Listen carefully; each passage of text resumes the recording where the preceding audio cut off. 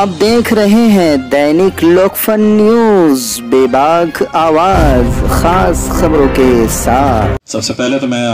تمام لوگوں کا تہ دل سے شکریہ ادا کرتا ہوں کہ 24 گھنٹے پہلے ہی ہم نے یہ طے کیا کہ آج ایک میٹنگ ہم رکھے، تمام سیاسی پارٹیوں کے نمائندوں کو بلائے جائے، سماجی سنگٹھنوں کے، الگ الگ جاتی، دھرم اور مذہب کے جتنے بھی رہنما ہیں، لیڈرز ہیں، ان سبھی کو بلائے۔ میں آپ لوگوں کو صاف طریقے سے بتا دوں کہ کوئی بھی سیاسی پارٹی ایسی نہیں تھی کہ جس کو ہم نے پرسنلی میں نے لیٹر نہیں بھیجا۔ تمام جاتی کے، چاہے وہ برہمن مہا سنگھ ہو، سکھوں کے جتنے بھی گردوارہ ہے ان کے ادھیکشوں کو، ہمارے امبیڈکری سماج کے جتنے بھی پرمکھ نیتا ہے ان سبھی کو، بوہری سماج کو، ہمارے شیعہ بھائیوں کو، کرسچنز کو، سکھوں کو، ہم نے سب کو اس میں دعوت دی تھی۔ مقصد یہی تھا کہ آج کم سے کم ہمیں یہ تو پتا چلے کہ یہ جو ہم پر لادا جا رہا ہے، اس کی مخالفت جس طریقے سے پیش کی جا رہی ہے، جس طریقے سے اس کو بتایا جا رہا ہے کہ یہ مدعا جو ہے یہ ہندو اور مسلمان کا مدعا ہے، میں سب سے پہلے ایک بات یہاں پر صاف کر دوں، اور یقیناً آپ لوگ اس بات کی تائید کریں گے، ہم سب یہاں پر جتنے بھی لوگ موجود ہیں، ہم چھترپتی سمبھاجی مہاراج کا آدر کرتے ہیں، سمان کرتے ہیں، لیکن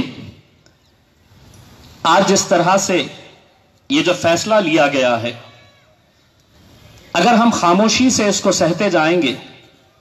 صرف اس لیے کہ کوئی ایک سیاسی جماعت سत्ता کے اندر بیٹھی ہے اور ان کے کسی نیتا نے 25-30 سال پہلے شہر کے اندر آیا تھا اور اس نے خواہش ظاہر کی تھی، اور اس کی خواہش پوری کرنے کے لیے اگر اورنگ آباد والوں کے ساتھ اس طرح کا کھلواڑ کیا جائے گا،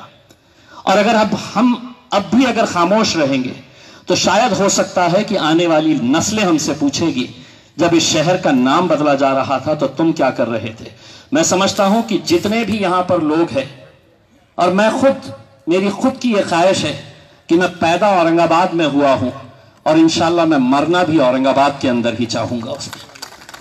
میرا برتھ سرٹیفکیٹ کے اوپر اگر اورنگ آباد ہے تو میں چاہوں گا کہ میرے ڈیتھ سرٹیفکیٹ کے اوپر ہی اورنگ آباد رہنا چاہیے، اور یہ ہم سبھی لوگوں کی خواہش ہے۔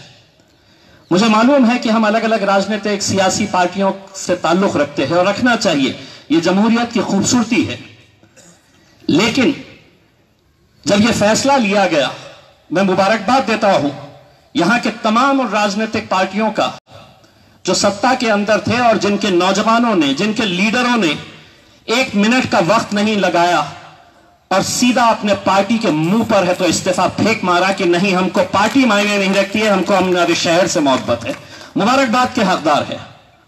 لیکن اب یہ لڑائی ہم کو کیسی لڑنی ہے،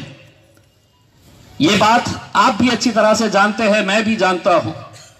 کہ آج ملک میں جو حکومت ہے یہ یہاں پر کوئی جمہوریت اب بچی نہیں ہے، ہم ڈکٹیٹرشپ کے ایک دور سے میں گزر رہے ہیں۔ ڈکٹیٹرشپ ہمارے اوپر حاوی ہو چکی ہے کہ میں جو کہوں گا وہ قانون ہے۔ کہیں نہ کہیں ہمیں دونوں راستوں کا اختیار کرنا پڑے گا۔ ایک تو یہ ہے کہ اورنگ آباد کے اندر جتنی بھی ہماری سماجک راجنیتک سنگھٹن ہے، پارٹیاں ہیں، ہم سبھی کو ہاتھ میں ہاتھ ڈال کر ایک آواز کے اندر ایک نعرہ دینا ہوگا کہ نہیں، یہ شہر اورنگ آباد تھا، اورنگ آباد ہے، اور انشاءاللہ اورنگ آباد رہے گا۔ اور اس کے لیے کہیں نہ کہیں ایک میسج ان سرکاروں کے پاس جانا چاہیے کہ تم نے ممبئی میں بیٹھ کر اگر کوئی فیصلہ لیا ہے میرے شہر کے تعلق سے، میں اس کی مخالفت کرتا ہوں۔ کہیں نہ کہیں ہمیں یہ دکھانے کی ضرورت ہے کہ ہم لوگ تمہارے فیصلے کو ماننے کے لیے تیار نہیں ہے۔ سبھی لوگوں کو ایک ساتھ آنے کی ضرورت ہے۔ میں آج یہاں پر جتنے بھی راجنیتک پارٹیوں کے لوگ آئے، مجھے سب سے زیادہ خوشی ہماری ایک جو بہن، جو پترکار ترپتی ڈگیکر، بہت ہمت لگتی ہے کہ کسی کو آ کر اپنے دل کی بات بولنے کے لیے، ملک کے اندر تو من کی بات بہت لوگ بول رہے ہیں، لیکن دل کی بات بولنا اور اتنے کھلے طریقے سے بولنا बहुत हिम्मत का काम है। और मैं समझता हूं कि कहीं ना कहीं आज एक ने आवाज उठाई है, उसके साथ कल ये कड़ी जुड़ती जाएगी और बहुत सारे लोगों के अंदर हिम्मत आएगी कि नहीं, हम भी बोलेंगे। मुझे खुशी पवन डोगरे को जब मैंने सुना था सोशल मीडिया के ऊपर, अफसर भाई को जब मैंने सुना था,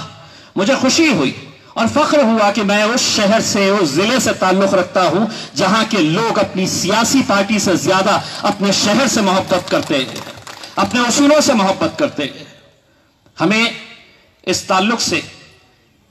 हम एक ठहराव पास करें और अगर सबकी सहमति है